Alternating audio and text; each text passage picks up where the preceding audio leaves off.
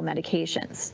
If you do meet criteria, your provider can write a prescription for you, and then you can have that filled at one of the select pharmacies if there is supply available. Before I close, I'd also like to ask the community to please be patient with us in the days and weeks to come. You may experience longer waits or delays due to the significant strain on our healthcare system. Please also be kind and respectful to your healthcare workers. They have been under immense pressure for the past 2 years, and especially now during this most recent surge. We will continue to do our very best to deliver timely and appropriate care for all who need us. Thank you. Thank you, Dr. Bessel. At this time, I will read questions submitted by reporters in attendance so that Dr. Bessel can answer them.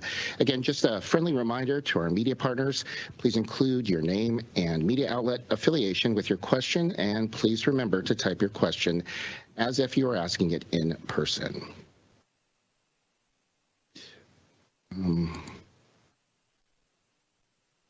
Computer issues, so I apologize. Let me see if we can. Thank you. So our first question comes from Brittany Thomason from Arizona's Family. Is Banner knowingly allowing employees to come to work who have tested positive for COVID-19? So as I stated in my opening remarks, and as we have done throughout the entire pandemic, we continue to provide safe care in all of our settings. And that includes our emergency departments, our hospitals, and all of our clinics. We are currently following CDC guidance, and we do have a very strict process for return to work. That guidance has been in place for some period of time, and as we all are aware, there are changes that the CDC has allowed if and when staffing becomes more severe and in more shortage than it is currently. All individuals who are coming to work are asked to be screened for symptomatology, and return to work processes will remain in place throughout the rest of this pandemic. Thank you. Our next question comes from Erica Carbajal from Becker's Hospital Review. Is Banner Health tracking primary COVID hospitalizations versus incidentals? And if so, what does the data reporting process actually look like in practice? So I do not have those statistics available for today, and we can look at providing those at an upcoming press conference. But what I do want to emphasize is that all patients that are in our hospitals meet very specific criteria for admission, and individuals that do test positive for COVID, whether they are there for that as their primary reason for hospitalization or if it is an incidental finding, do need to be in enhanced precautions for the safety of our staff. That means that our staff will be wearing masks, gowns, and take specific precautions to protect themselves when caring for patients, whether it's an incidental COVID positive or a COVID positive reason for hospitalization.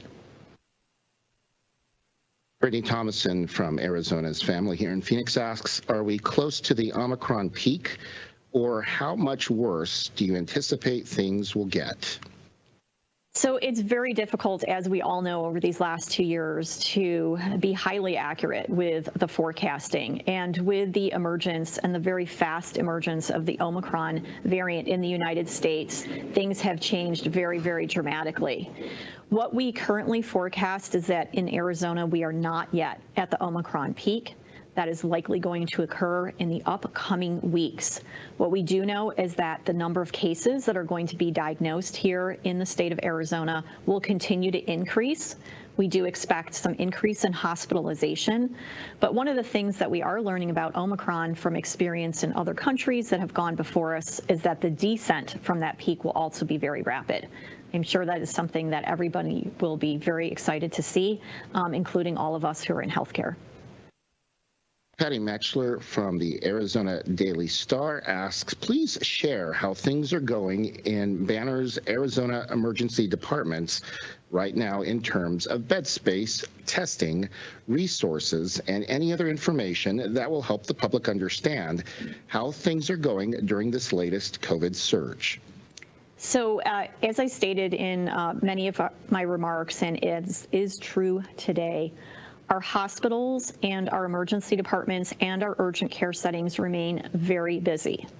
Many of our emergency departments are very crowded at this time. Our staff are very committed to taking care of those that need our services, and we ask that you help us with that. As I stated in some of my opening remarks, approximately 90% of our sickest patients in our hospitals who are here with COVID are unvaccinated. And so we ask the community to help us. Please take care of yourself. If you're unvaccinated, get vaccinated. If you're not boosted yet and are eligible, please get boosted. Wear a good fitting mask like we spoke about. And if you have concerns about which level of care you need to access for your needs, you can go to our website and use our symptom checker or our blog to help guide you to the appropriate level of care. Our emergencies are available for you if you need them, and we do ask you to come to them if you do have an emergency type of situation. Lindsay Walker from Independent News Media asks, have Banner Hospitals seen its overall death rate rise in the last 2 years? Is that mostly due to COVID-19? I'm not sure that I have the exact statistic that you're looking for, but I will provide a couple of comments about that. First of all, for this surge in this part of the pandemic, the death rate from COVID is still not yet known. What we do know of looking at other countries and others that have gone before us with the Omicron variant is that we do expect the severity of this illness to be less than compared to previous variants of COVID. In addition to that, while the pandemic is likely starting to come to an end sometime here in this next year based on forecasting and things that we know about the Omicron variant, we are not yet done with this pandemic. Once we reach the peak of this Omicron variant and get on the other side, we can take a look back and compare some death rates. But at this time, I think we do not have those statistics, and we still have a ways to go before this variant has done with its surge here in our hospitals. Perla Shaheen from KGUN 9 asks, will Banner be restricting certain elective surgeries? What will those delays look like?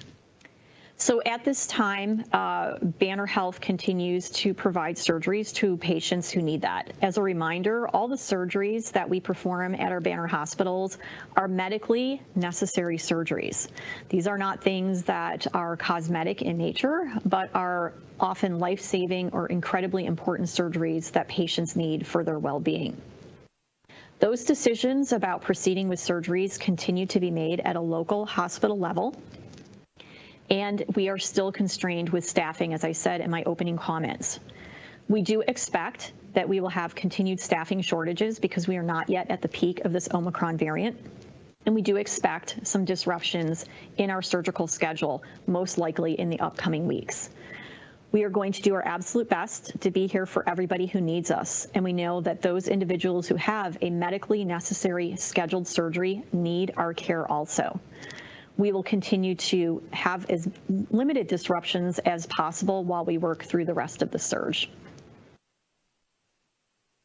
The next question has, there are several questions in the next question, and some of them does include the monoclonal antibodies. So if I butcher those names, I apologize ahead of time. So Melanie McCarran from the Hertel Report asks several questions. So I will ask the first one. The federal government has resumed shipments of monoclonal antibodies. Will sotrovimab be included in those shipments, and is Banner expecting to receive shipments of sotrovimab during this wave of shipments?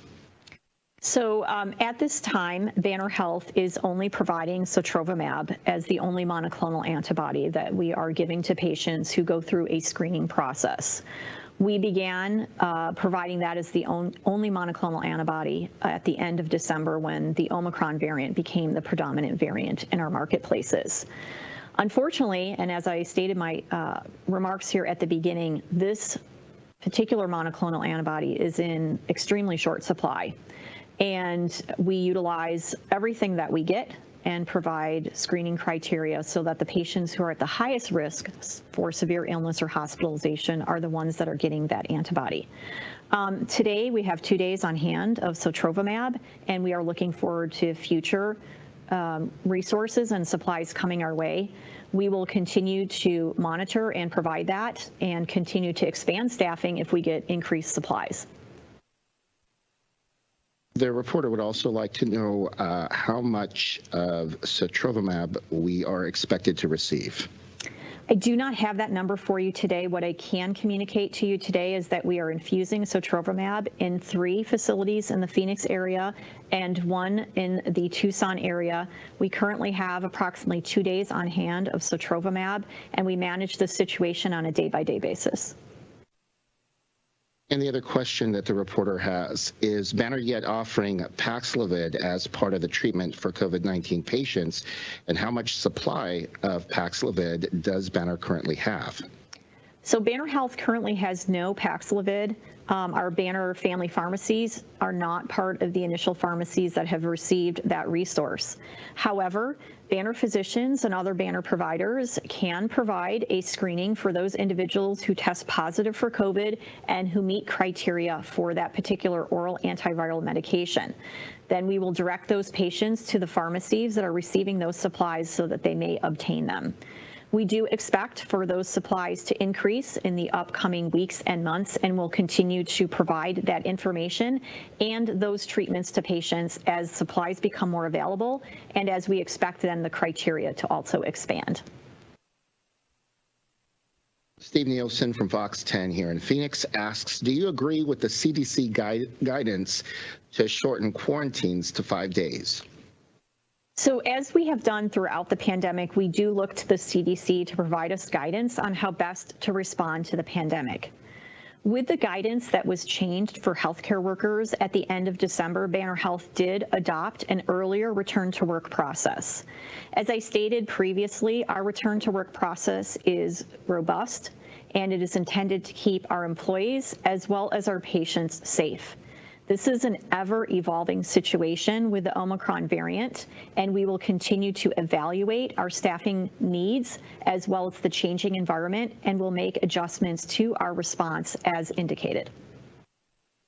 Taylor Tassler from KTR News here in Phoenix asks, what % of COVID-19 inpatient and ICU patients are unvaccinated?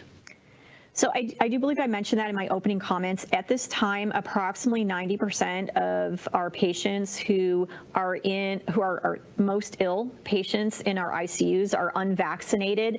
That number will be expected to change a little bit with the Omicron variant. But again, I want to emphasize that it is the unvaccinated who are most likely to end up in our hospitals and in our intensive care units. We do expect that to continue to be the trend even as the Omicron variant surges. We do know that there will be breakthrough cases of individuals who are vaccinated, but most of those cases are going to turn out to be quite mild and not need hospitalization.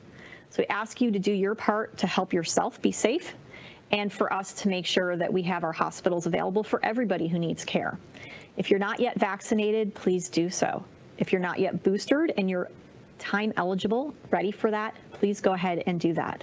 Please also wear a well-fitting mask like a KN95 when you're out and about and in group settings. And please, if you are feeling ill, stay home. Another question from Taylor Tassler at KTR News. Dignity Health is now asking staff who test positive for COVID but have mild symptoms or are asymptomatic to continue to attend work. Is Banner considering doing the same? So as I stated in a comment previously to one of the other questions, Banner Health continues to look to the CDC for guidance as we have throughout this entire pandemic.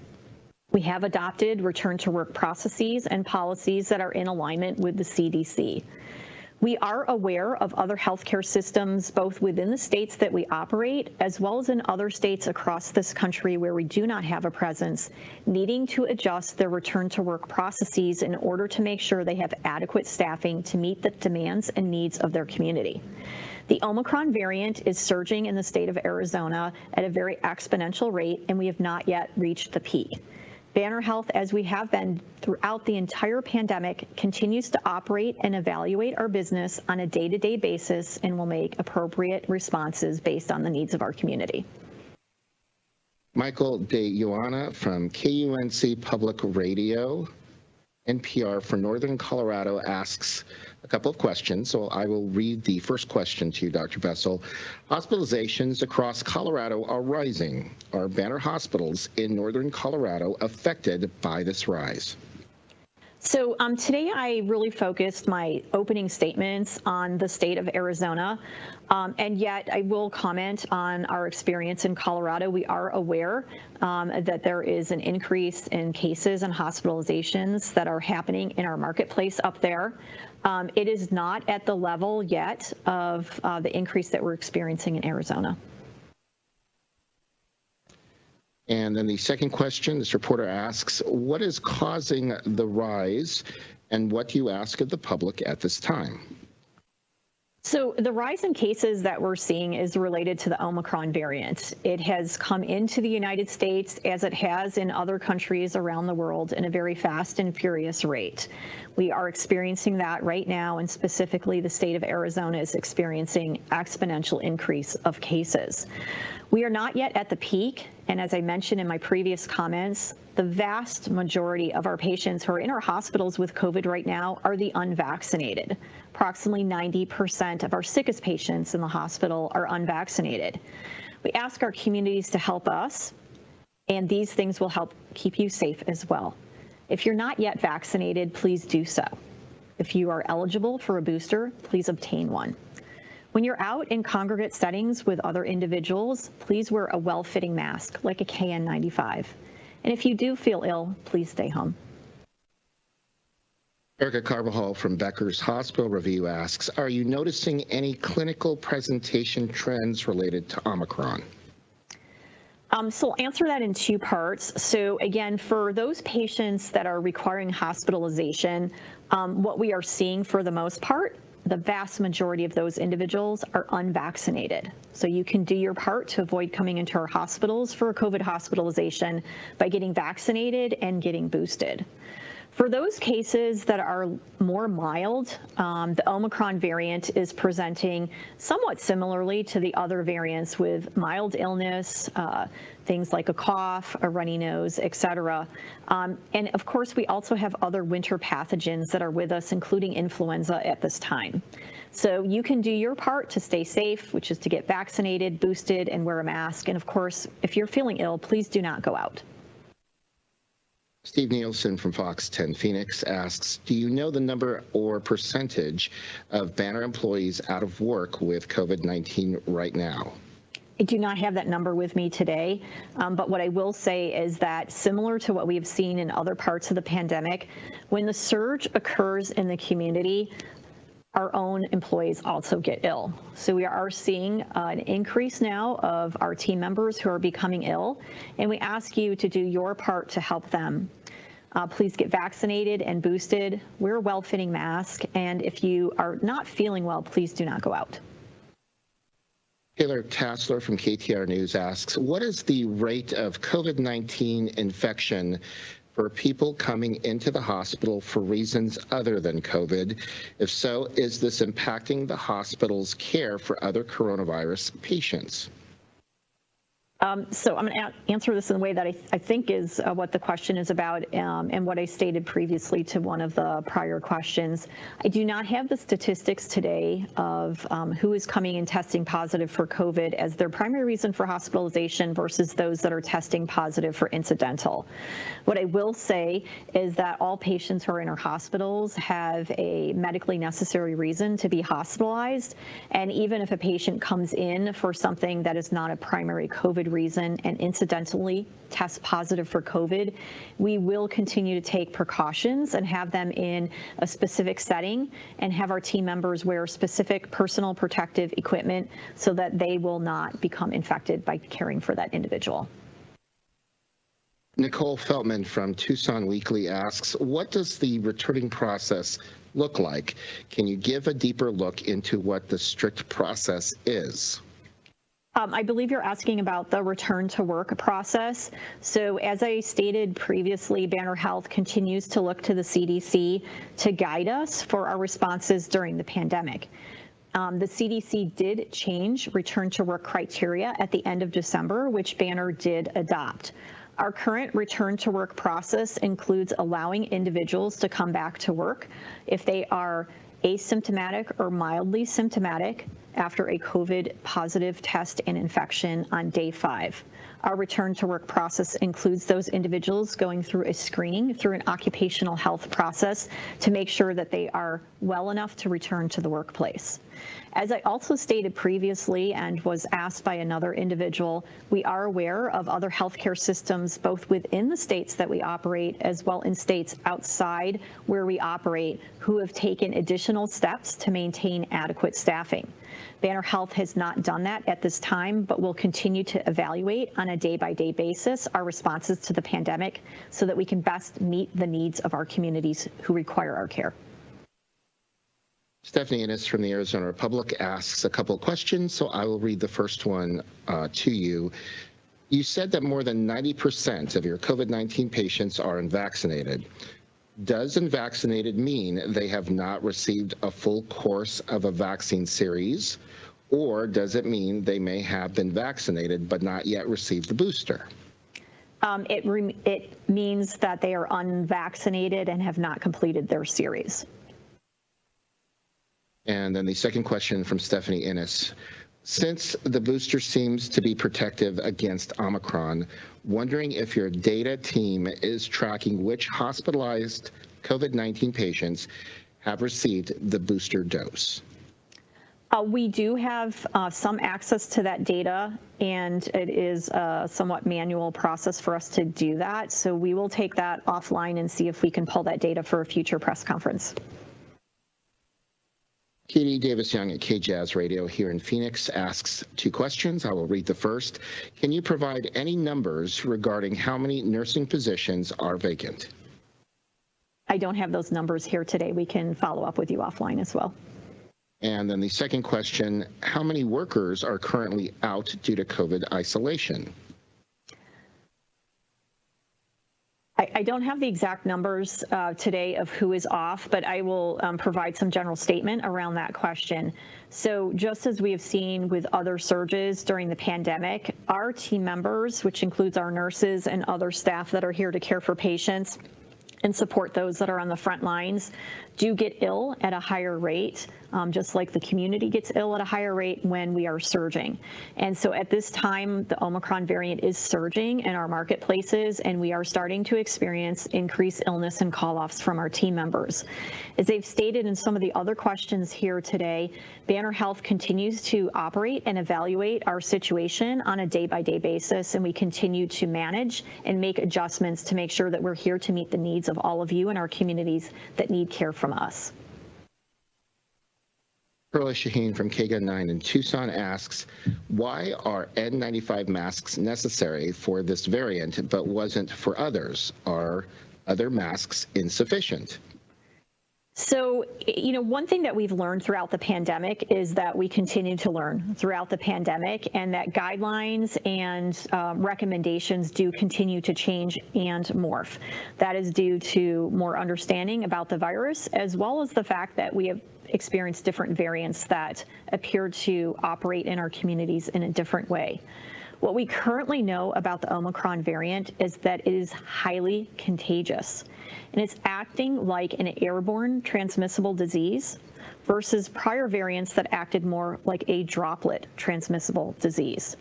And for that reason is the reason that we have adjusted our masking approaches to this, which is why we are having our team members wear N95 masks when they're caring for those patients, because they offer more protection and are appropriate for airborne disease.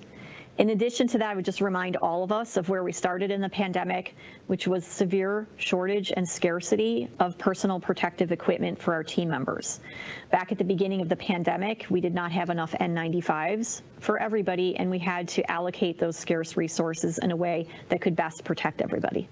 We have much more and better supplies than we did at the beginning of the pandemic, including the N95 masks.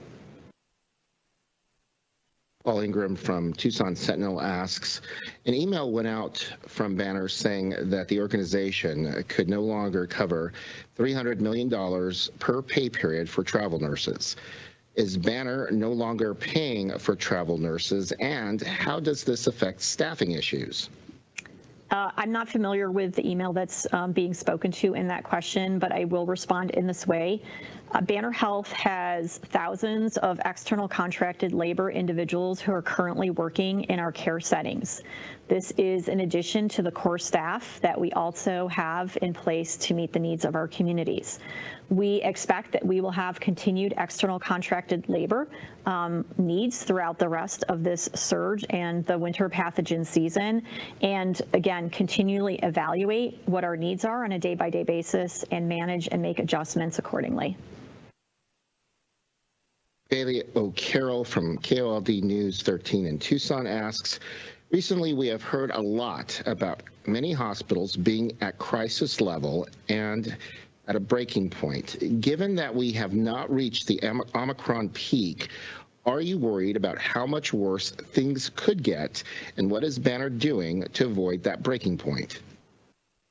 So as I've stated in my comments and throughout many of the press conferences, Banner Health continues to be very busy, and that is absolutely true today. We are busy in our clinics, we are busy in our urgent cares, we're busy in our emergency departments, and we are busy in our hospitals. We also understand that we are not yet at the peak of the Omicron variant, and that will come in the upcoming weeks to the markets where we operate. We ask all of you to help us. As I stated in my other comments, about 90% of our sickest patients who have COVID in our hospitals are unvaccinated. About 1/3 of our patients in our hospitals have COVID. You can help us not reach that breaking point, avoid the breaking point, push it off into the future by helping to take care of yourself. Please get vaccinated if you have not yet done so. If you're ready for a booster and you haven't gotten one, please do. Wear a well-fitting mask like a KN95, and please, if you are feeling ill, stay home. Brittany Thomason from Arizona's Family asks, is Banner following the crisis mode set forth by the CDC for work restrictions for employees?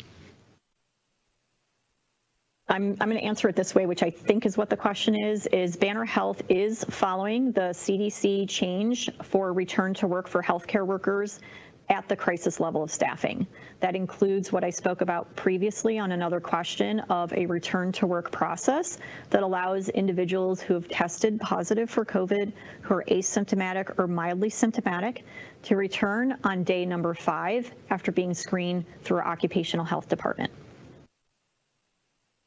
Nicole Feldman from Tucson Weekly asks, what is your comment on the open letter healthcare workers have created to address the healthcare system crisis in Arizona's hospitals? I have not seen that document recently, so if we want to provide a comment to that, please send that to our public relations department and we'll take a look at that letter. Perla Shaheen from KGUN 9 in Tucson asks, what is considered a medically necessary surgery? Thank you. We have spoken about that in some of our other press conferences, and I want to reiterate what the surgeries are that we do at Banner Health. These are medically necessary surgeries and are scheduled ahead of time to fit that definition of elective surgery. We are not doing cosmetic surgeries at Banner Health hospitals. The medically necessary surgeries are things like individuals who need joint replacements, who are under severe pain, individuals who may have been diagnosed with breast cancer who need a mastectomy, individuals who may be having chronic abdominal pain and are found to have gallbladder disease and need their gallbladder removed. It's just a short list of example of medically necessary surgeries that we perform in our hospitals, both before the pandemic as well as during the pandemic.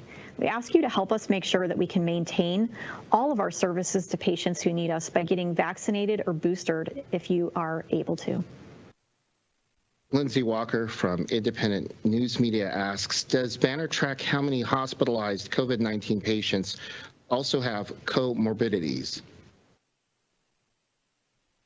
Yes, we maintain a problem list for all patients that come in that includes their other illnesses, as referred to in your question about comorbidities.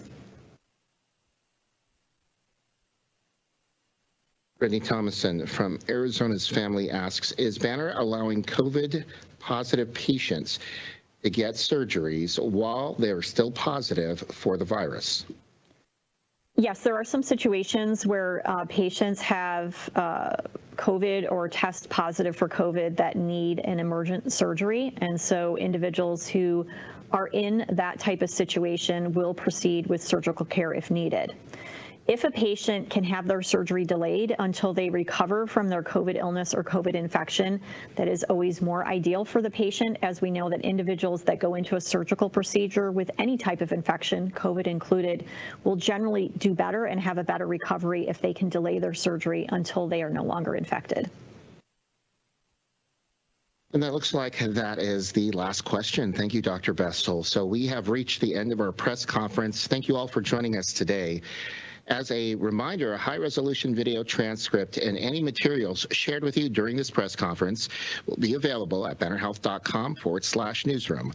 Please allow 2 hours for us to post all these materials. Please send any follow-up questions that you have to media@bannerhealth.com. Thank you.